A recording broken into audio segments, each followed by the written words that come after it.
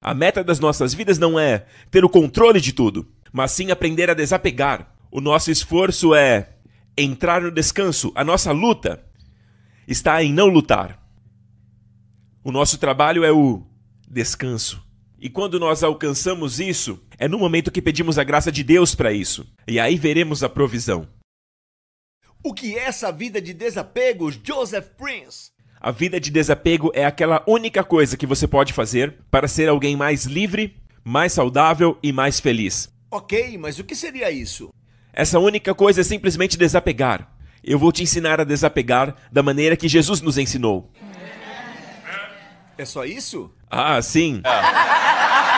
Tudo está baseado nisso. Sabe, todos os livros que falam sobre estresse, preocupação e ansiedade falam sobre o que fazer. Mas a premissa desse livro é que a provisão dos céus já foi liberada. Não é que você começa a orar e Deus começa a prover. Quando Jesus morreu na cruz, o suprimento de todas as nossas necessidades já foi liberado. Com justiça. Hoje existe uma justiça, porque o sangue de Jesus conquistou essa justiça por nós. É direito nosso. Amém? Então, se o suprimento está vindo sobre nós e Deus já liberou o suprimento, e alguém vai perguntar, então, pastor, por que eu não estou recebendo? Eu não estou vendo isso. Não está se manifestando na minha vida. Agora, se você olhar para o que Jesus disse no Sermão da Montanha, ele repetiu por vezes. Não se preocupem sobre o que vão comer, sobre o que comerão, o que beberão, nem mesmo sobre o que vão vestir. Não é a vida mais que o alimento, e o corpo do que as roupas? E aí ele diz, olhai as aves do campo. Eles nem semeiam, nem colhem. Ainda assim o vosso Pai as sustenta. Vocês não são mais importantes que os pássaros? E digo mais a vocês.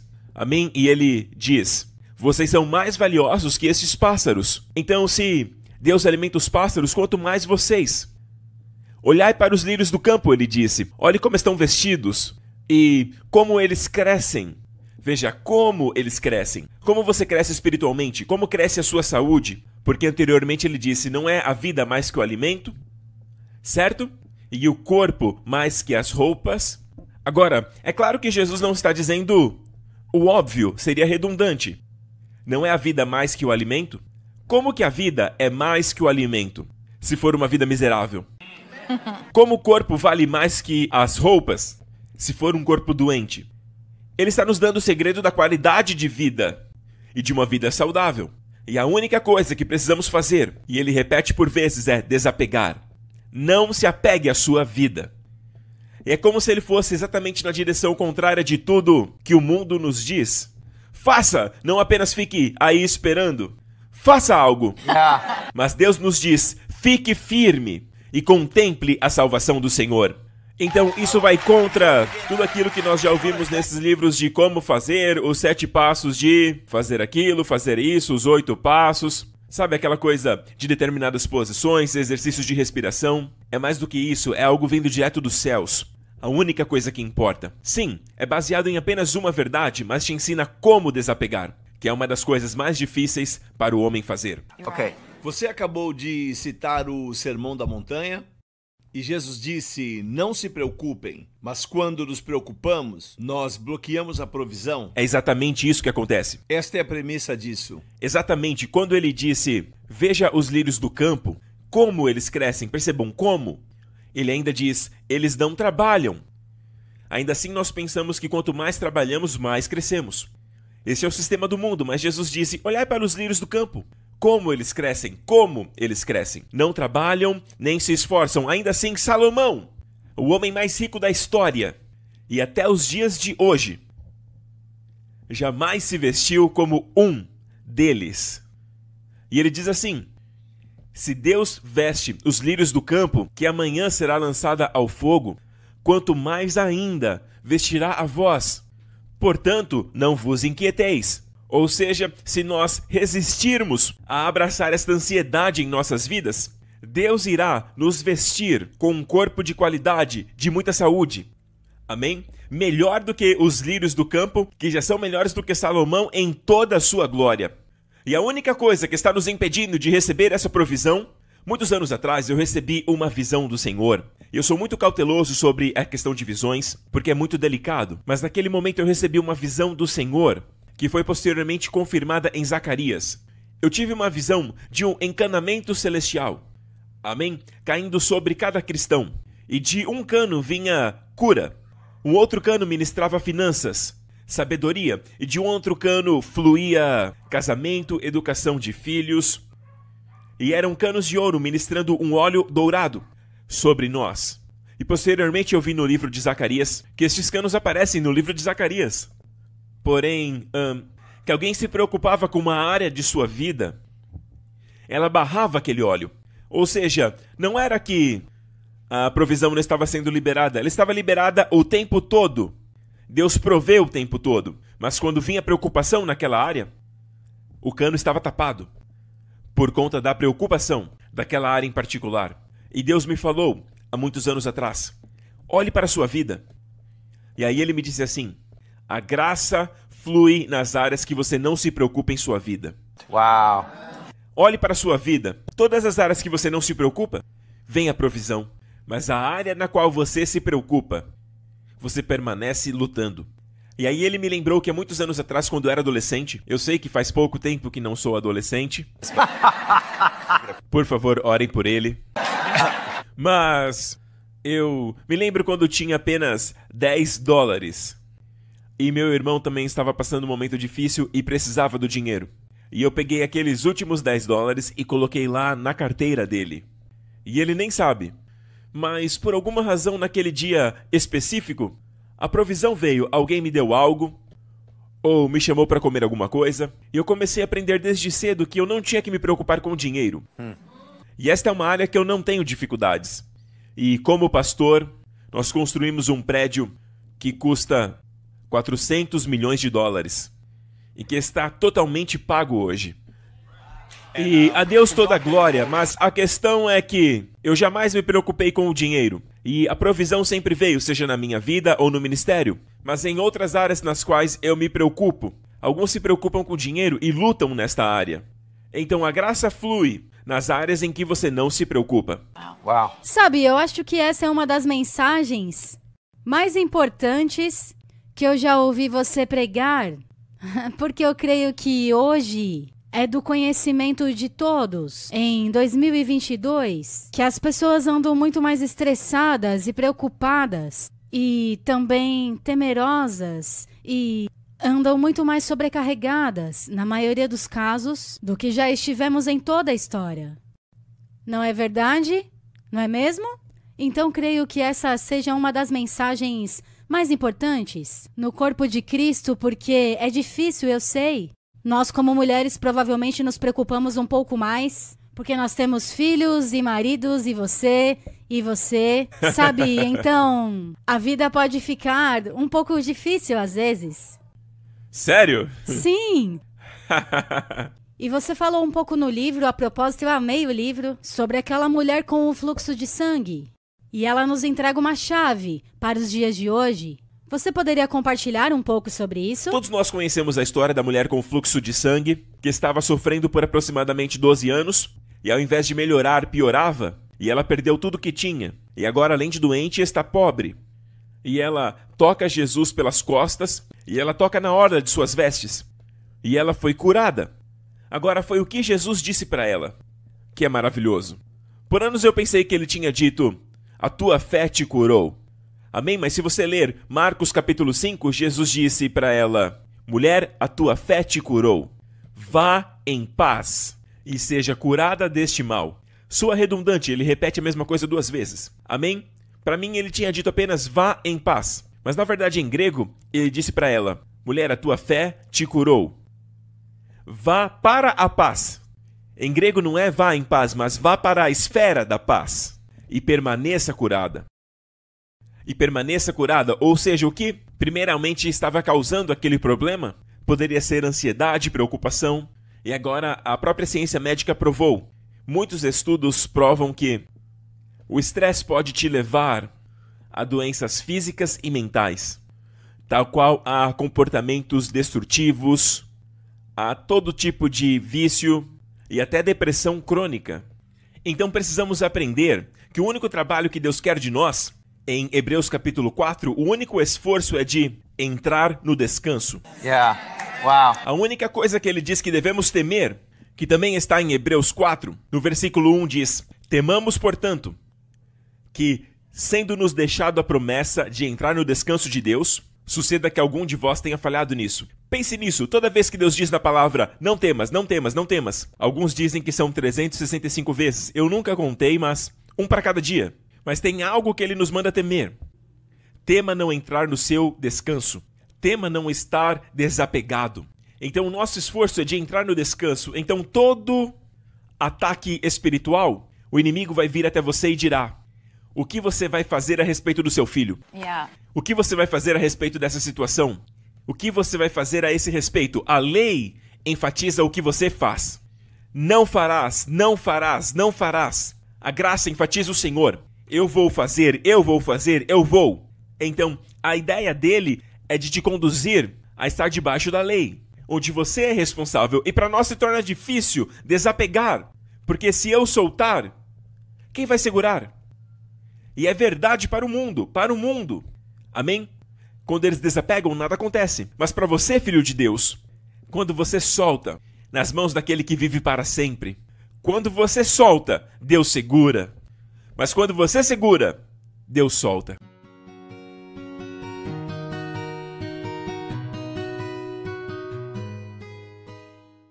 O oposto daquilo que você está falando é o sistema que o mundo funciona. Eu me lembro do meu pai dizer que o sistema do mundo é: agarre tudo que você puder, coloque numa caixa e sente em cima dela. E basicamente o que você está nos falando, que o sistema bíblico de vida é uma vida de desapego. Não impeça a provisão que está vindo automaticamente da obra já consumada de Jesus Cristo. O que você disse há alguns minutos atrás, algo que eu quero acrescentar, é que o seu ensino deste conceito de permitir que a obra consumada de Cristo tenha prioridade em nossas vidas, através de não nos preocuparmos, e isto está desalinhado com 90% dos livros de autoajuda que estão presentes nas livrarias. Na verdade, eles falam: faça acontecer, vá para cima. Uma lista de afazeres. Estude mais, se organize, faça mais coisas. E tudo isso fala sobre nós. Então, por que você não volta do começo? Ouça, eu não quero que você repita aquilo que você já disse, mas diga o conceito de ensino que está baseado no Sermão da Montanha de Jesus. Fale para nós como agir e atuar, aplicando esta obra consumada de Cristo nas situações difíceis de nossas vidas, situações fora do comum, aplicando talvez o oposto daquilo que nós temos ouvido, ou seja, desapegando. Então, de maneira sucinta, o que seria viver esta vida desapegada? Viver uma vida desapegada é ter uma completa mudança de pensamento, amém? E a palavra correta seria arrependimento. Arrependimento vem de metanoia, que é mudança de pensamento, ok? E a mudança é que não precisamos pensar: eu preciso orar, preciso movimentar a Deus. Eu preciso orar para que Deus me cure, para que Deus faça isso. Na verdade, quando Jesus morreu, toda a provisão já veio. O véu do templo se rasgou. A separação entre Deus e o homem não existe mais. Toda a provisão de Deus foi liberada sobre este mundo terrível. Amém? Então, agora, a única coisa que nos impede é a capacidade do nosso coração. A nossa incapacidade de abraçar é sempre menor do que a capacidade do Senhor de entregar. Ele é sempre mais que abundante. Quando Ele responde a nossa oração, é muito mais do que pedimos ou que pensamos. Quando os pais vieram pedindo para que Jesus abençoasse as crianças, apenas tocando, Jesus abraçou-as. Ele sempre supera as nossas expectativas. Uau, isso é maravilhoso. E sabe, o nosso Senhor está sempre superando as nossas expectativas. A questão é que nós falamos sobre a lei, a graça, mas as pessoas não sabem como aplicar de maneira prática em suas vidas. O que na verdade significa estar debaixo da lei? É possível estar debaixo da lei de manhã e estar debaixo da graça à noite. Amém? Porque a graça fala sobre exigências. Não farás, não farás. A graça fala de provisão. Na lei, Deus requer justiça de homens pecadores corruptos. Na graça, Deus provê justificação. Para recebermos, nós apenas podemos receber, certo? Então, se a lei fala de exigências e a graça de provisão, onde você se encontra? Quando você acorda de manhã, é sob exigências? Deus requer isso de mim, meu chefe requer isso de mim, meus filhos, meu cônjuge. Se você pensa sob exigências, então você está de fato debaixo da lei. E desta forma você se torna mais suscetível ao pecado, a vícios, à depressão, a um comportamento destrutivo. E quando você tem essa mentalidade de manhã, Deus me dá a sabedoria que preciso. Eu sei o que tenho que dar conta desse projeto, mas a provisão virá. Eu sei que tenho que lidar com a minha filha adolescente, mas a sabedoria virá para falar. E eu terei o favor de Deus para falar com ela. Então somente é guiada pela provisão. Quando Jesus pegou os pães, os discípulos disseram: "O que é isso para tantas pessoas?" E Jesus disse: "Entrega para mim." E olhou para o provedor. Ele agradeceu a Deus pela provisão, que ainda não era visível. Amém? Porém, nada é mais real que o espiritual. Foi o espiritual, o ser espiritual de Deus que trouxe tudo à existência. Amém? Então podemos crer que a provisão de Deus está sempre vindo a nós. E a única coisa que impede esse fluir é a nossa preocupação. Ficamos tensos e nós tapamos este cano. Fomos nós que bloqueamos, porque a provisão não parou de vir de Deus. Mas nós bloqueamos do lado de cá. Então eu diria: desapega! E deixe o suprimento vir. E, Joseph, o que você quer dizer com o ritmo não forçado da graça? O ritmo natural da graça, eu amo isso. Em Marcos 4 e 5, nós vimos isso na vida do nosso Senhor. Em todas as atividades de um dia. O dia começa com ele pregando para as multidões, na parábola das sementes e dos diferentes solos. E logo depois disso, ele disse aos discípulos: vamos para o outro lado. Amém? E ali ele dormiu. Tirou o cochilinho da tarde. Bem merecido, devo dizer. Mas no meio disso surgiu uma grande tempestade, e os discípulos o acordaram. Não foi a tempestade que acordou Jesus, mas foi o clamor dos discípulos. E aí ele acordou e disse: paz! Acalme-se! E a Bíblia diz que houve uma grande calma. E o seu sono foi interrompido, e já no outro lado estava o homem mais endemoniado da Bíblia. Uma legião gritando e tal, e Jesus, com uma palavra, ordenou: saia! E todos os demônios saíram. E o povo daquele local veio e disse: sai de nossas terras, não te queremos aqui. Ele voltou para o barco e retornou para Cafarnaum. Voltou para Cafarnaum, tudo isso num dia. Daí então Jairo, o governante da sinagoga, chegou nele e disse: por favor, impõe as mãos sobre a minha filha, ela está morrendo. E aí no caminho vem aquela mulher que nós acabamos de falar. Ela o tocou pelas costas e foi curada. E Jesus parou. Jesus sempre tem tempo. Sabe, se você olhar para a vida do Senhor, você verá que ninguém realizou mais do que Jesus em apenas 3 anos e meio. Amém? Ninguém jamais foi mais ocupado do que o Senhor. Ainda assim, ninguém foi mais descansado. Nos evangelhos, você verá que ele tinha tempo para todas as pessoas. E ainda assim, ele fazia tudo isso em apenas um dia. Logo depois daquela mulher, chegou a notícia: não incomode o mestre, sua filha já morreu. E mesmo depois de morta, ele ainda teve tempo de caminhar até lá e de ressuscitar a filha de Jairo. E tudo isso num dia. Esse era o seu ritmo, a sua cadência. Esse era o ritmo da sua vida que nós devemos acompanhar, amém? Se você ler os evangelhos, apenas contemple a vida de Jesus e você verá alguém descansado. E esse é o descanso que ele nos prometeu, dizendo: venham a mim, todos os cansados e sobrecarregados. E de todas as bênçãos que ele poderia nos dar, ele diz: eu te darei descanso. Pense em todas as bênçãos que o Senhor tem no seu armazém para nos entregar. E de todas as coisas ele diz: vou te dar descanso. E é sobre este descanso, aliás, em Hebreus diz: eu jurei que eles não entrariam no descanso. E ele fala que a terra prometida para o cristão hoje não é a terra que mana leite e mel, e sim uma terra de descanso. Até no Velho Testamento Deus diz: eu vou te levar a uma terra onde você vai comer de vinhas que você não plantou, e vão beber de poços que não cavaram, e morarão em casas que vocês não construíram. Tudo fala de trabalho de outrem. Você vai apenas entrar e desfrutar da minha provisão. Eu já preparei o caminho. Então, se mudarmos a nossa forma de pensamento, que quando a dor vier, a provisão já está ali. O inimigo não atacaria, a menos que a provisão já não estivesse ali. Ele quer te fazer pensar que você precisa ser curado. Mas não, você já está curado. Não, você já tem a cura. Quantos de vocês já perceberam que quando você pensa no sintoma, parece que ele se prolonga e parece que se intensifica? Mas às vezes você tem uma dor e você está tão ocupado na sua vida e você esquece daquela dor. E aí no dia seguinte, para onde aquela dor foi? Ou seja, quando você desapega da dor, parece que ela vai embora. Amém? E a propósito, a palavra rafá em hebraico, a cura. Se analisarmos a etimologia da palavra rafá, rafá é cura. É a palavra rafá com um rei. Na verdade, rafá significa relaxado. Então, relaxar é a raiz da palavra cura. Uau.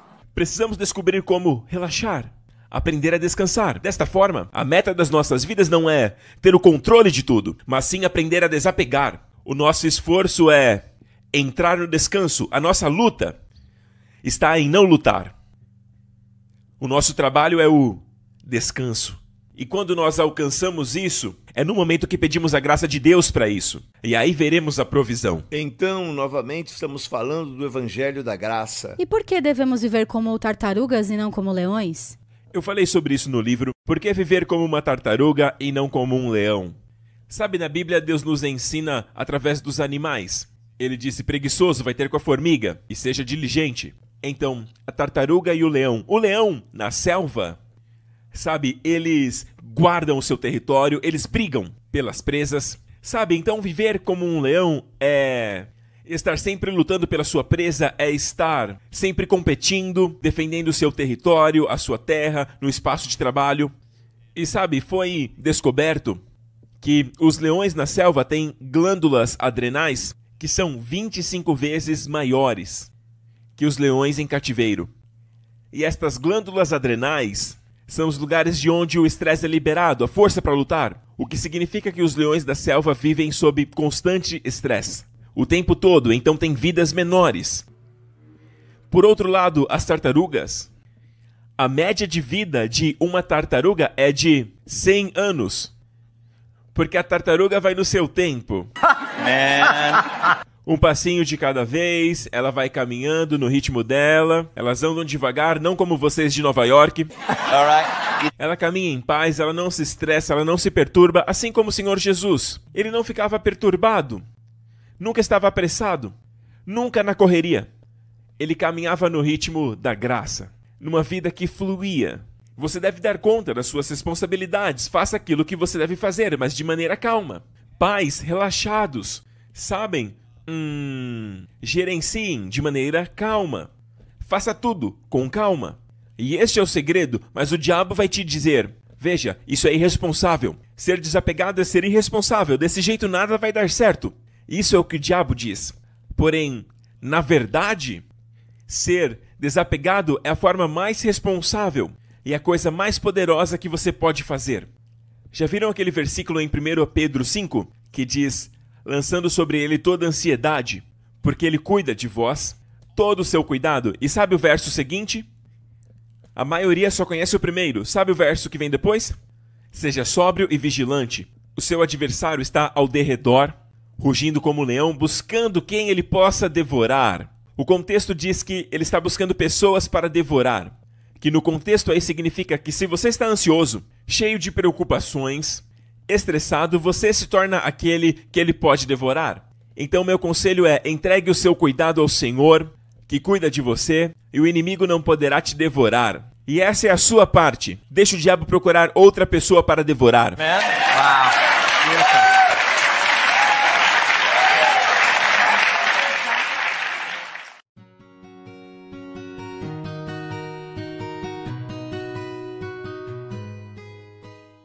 Ok, como isso funciona? Aliás, quantos aqui têm filhos? Então, muitos de nós aqui têm filhos. E você nos ensina a desapegar, e possivelmente alguns de nós tenham filhos que estão distantes, e podemos pensar que já é tarde demais para alcançá-los. Então, como ajudar essas pessoas? Como eu disse agora há pouco, a graça flui para áreas que não nos preocupamos. E a minha área de preocupação, sabe, eu sou um cara tranquilo, eu sou bem calmo, mas logo que eu casei veio a Jéssica. E a Jéssica veio e os pais vão me entender que a área mais difícil de desapegar às vezes são os filhos. Porque nós os amamos muito. Então se torna difícil desapegar. Ainda assim, a coisa mais responsável é desapegar. Então, quando a Jéssica veio, cada espirro, cada tosse, eu chamava Wendy. O que ela tem? Quando ela ficava doente, eu ficava muito preocupado. E quanto mais eu me preocupava com algo, mais doente ela ficava. Ela estava sempre com alguma coisa, sempre no médico. E eu não entendia o porquê. Eu perguntei, Senhor, o que está acontecendo? E ele disse, é simples. Toda vez que você se preocupa com a Jéssica, você manda uma mensagem para o diabo. É como se houvesse um grande botão na cabeça da Jéssica que ele pudesse apertar. Aperte esse botão e a efetividade daquele domingo vai embora. Será prejudicada? É só apertar aquele botão que ele acaba brigando com a Wendy. Aperte o botão. Olha aqui o meu botão. Ele é o meu gatilho. E o Senhor me disse, o melhor que você pode fazer pela sua filha, o melhor que você pode fazer para sua filha adolescente e para o seu filho, a melhor coisa por eles é entregar o cuidado deles ao Senhor e desapegar. E quando eu fiz isso com a Jéssica, eu percebi que ela se tornou mais saudável, ela já não ficava mais doente, e eu percebi que esta é exatamente a forma contrária do mundo de agir. Porque eu entendo que os pais solteiros e aqueles que lutam com filhos que têm filhos com algum tipo de incapacidade e que foram diagnosticados com isso, ou que lidam com temperamentos difíceis das crianças pequenas, ou até mesmo quando eles crescem e se tornam adolescentes nos desafios de hoje, e mesmo quando eles se tornam jovens e lidam com relacionamentos mais complexos, más companhias e coisas do tipo. E você pode dizer, mas para você é fácil falar, né, pastor? Mas eu tenho uma filha adolescente e um filho pequeno. E eu acredito que a idade deles é tão distante, porque na igreja temos um grande espectro de pessoas. E isso me mantém atualizado. Mas eu sei que não é fácil falar para um pai desapegar. Eu me lembro que uma senhora me procurou na igreja muitos anos atrás. E a filha dela era uma pessoa famosa no nosso país. Era uma garotinha de 11 anos. E ela estava sempre presente em competições de natação. E ela era muito boa. Ela sempre ganhava medalha de ouro. Na verdade, ela ganhou 40 medalhas de ouro no final da carreira. 40 medalhas de ouro em competições asiática, sudeste asiático. E ela se envolveu com más companhias. E ela estava sempre em bagunças, em festas, porque era famosa e tudo mais. E aí então, a mãe dela me procurou e disse, será que é tarde para Deus resgatar a minha filha? E eu disse, nunca é tarde. Mas a primeira coisa que você deve fazer é entregá-la nas mãos de Deus. E isso é a parte mais difícil. E eu vou orar com você. Então nós oramos por aquela garota. O nome dela é Jocelyn. Vocês podem até jogar no Google, vocês acharão. O nome dela é Jocelyn. E sabe, até os dias de hoje, ela ainda tem o maior número de medalhas de ouro em Singapura. E num dia de domingo, ela veio à igreja e eu não sabia que ela estava ali. E ela foi ali na frente para aceitar Jesus. E a mãe não se aguentava de tanta felicidade. E hoje, com aquele pastor que vocês viram comigo agora há pouco, ela é a esposa dele. E ela é uma conselheira na nossa igreja, ela ajuda os mais jovens e ela tem 4 filhos hoje. Uau. Sabe, nunca é tarde demais. O Senhor cuida das coisas que estão no seu coração, especialmente os seus filhos. E se Jesus disse, e de fato ele falou, está consumado, e ele disse que veio para os doentes, para os perdidos e para destruir as obras do maligno, e isso já está consumado. Então, porque algumas coisas ainda permanecem, de acordo com esse livro que vocês devem ler e devem também assistir ao programa, isso se deve à nossa preocupação. Eu gostaria que vocês pensassem que quando eu oro pela provisão do Senhor, amém? Procure pensar dessa forma, que quando Jesus morreu na cruz, sabe que até entregar se torna uma obra. A menos que você dê, você não poderá colher. Na verdade, você não dá para ser rico. Você dá porque crê que é rico. E por que você é rico? Porque você conhece a graça do Senhor Jesus Cristo. E isso está na Bíblia. Aquele que era rico se fez pobre. Por sua causa ele se tornou pobre. E como isso aconteceu? Ali na cruz. Ele se fez pobre para que através da sua pobreza você fosse rico. E já no próximo capítulo diz, doe abundantemente, porque você é rico. E quando você entrega a partir desse senso de provisão, no sentido que você dá porque você é rico, não porque você é pobre, você verá a provisão vindo. Isto é como orar. Quando você ora pela vitória, significa que está distante, está muito distante de você. E aí, você está derrotado mesmo antes de começar. Mas quando você ora a partir da vitória, você já está assentado com Cristo Veja, o nosso ponto de partida da corrida é estarmos assentados com Cristo. Certo? E a partir daí, a primeira coisa em Efésios, antes de aprender a andar dignamente com o Senhor, antes de andar como o príncipe que você é, antes de aprender a resistir ao inimigo, no livro de Efésios diz, sente-se, estamos assentados em lugares celestiais. Como você se torna salvo? Você se assenta, ele já fez tudo. Ele finalizou a sua obra na cruz e se assentou. Então, como ser curado? Novamente, veja que quando você se assenta, você coloca todo o seu peso na cadeira, você não sustenta o seu próprio peso. E tudo na nossa vida que surgem no seu caminho, apesar de Cristo já ter feito tudo, ela vem com um assento novo. Aprenda a assentar. Eu me lembro quando eu e meu time procurávamos por um lugar para o crescimento da nossa igreja, procurávamos um lugar maior. E eu me lembro que eu disse para eles, procurem com paz e não com estresse. E não segure as coisas com força. Se um acordo parecer muito difícil de se realizar, parece que tem algo impedindo, tem sempre alguma barreira, deixe ir. Porque então não é algo de Deus. Se você tem que lutar e tem sempre uma barreira, desapegue. Deus tem algo maior. Então, eu disse isso para eles e nós tínhamos algumas ofertas. Algumas eram boas, mas tinha uma série de barreiras e nós deixamos para lá. Até surgir o lugar que estamos até hoje, de 400 milhões de dólares, que é uma estrela da arquitetura do nosso país, Singapura. Era o centro de arte e cultura. E quando nós chegamos naquele prédio, imagine o orçamento que eu tinha que levantar como um pastor. Amém? E eu pedi para o Senhor uma palavra, e o Senhor me direcionou a Ruth, quando Naomi diz para Ruth, a respeito de Boaz, o nosso Boaz celestial, Jesus Cristo. E ela disse assim, se acalme, minha filha, porque o homem não descansará até que tenha completado a sua obra.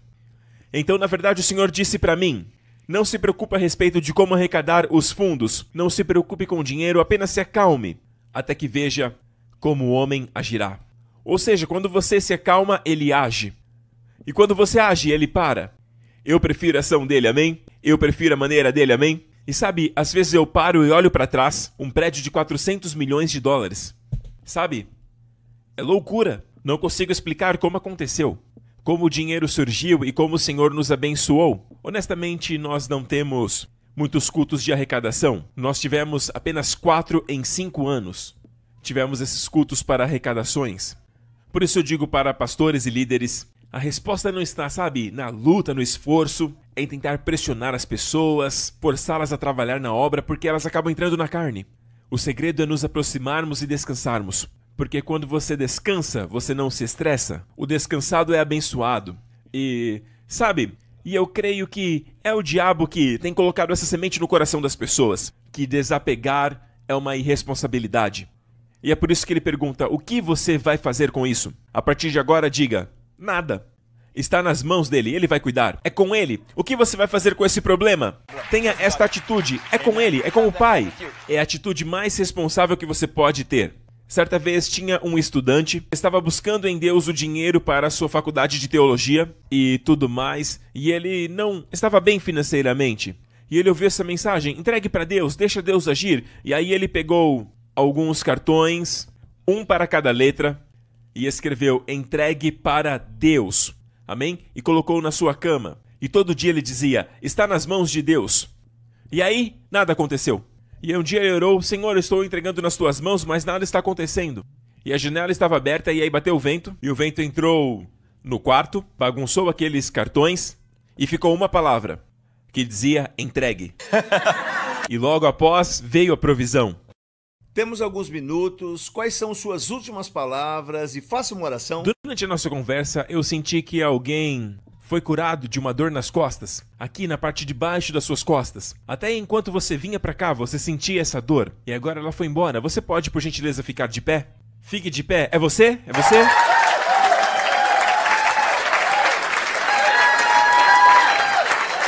Não. Amém? Isso não é andar pela fé. A dor já foi embora, certo? Bem, glória a Deus. Mas aquilo que Deus fez por eles, Ele quer fazer em você. Ele vai fazer bem aí onde você está. Quando você ouve sobre essa vida de desapego, não tem a ver com ter o controle sobre isso ou aquilo. Apenas desapegue e veja a provisão vindo. E a cura virá como tem vindo sobre essas pessoas que estão aqui. Lembre-se disso. O Senhor disse, entregando todo o seu cuidado. Diga, Senhor, receba tudo. Vamos pensar como um negócio. Coloque as suas preocupações na sua mão. Todos façam assim agora. Veja as preocupações que estão no seu coração e na sua mente agora. Enxergue-as nas suas mãos. Agora feche a mão. Diga, Senhor Jesus, nas suas mãos furadas, eu entrego toda a minha preocupação, completamente e de maneira irreversível, em nome de Jesus. Agora está em suas mãos. Agora está em suas mãos. E eu te agradeço, Senhor. Toda vez que o diabo me lembrar sobre aquilo que eu devo fazer, eu direi que está nas mãos de Deus. Amém? Lembre-se disso. Está nas mãos de Deus. Está nas mãos dele. Diga para o inimigo, é com ele. O que você vai fazer está na mão dele. Amém? Tenha essa atitude e viva a vida do desafio.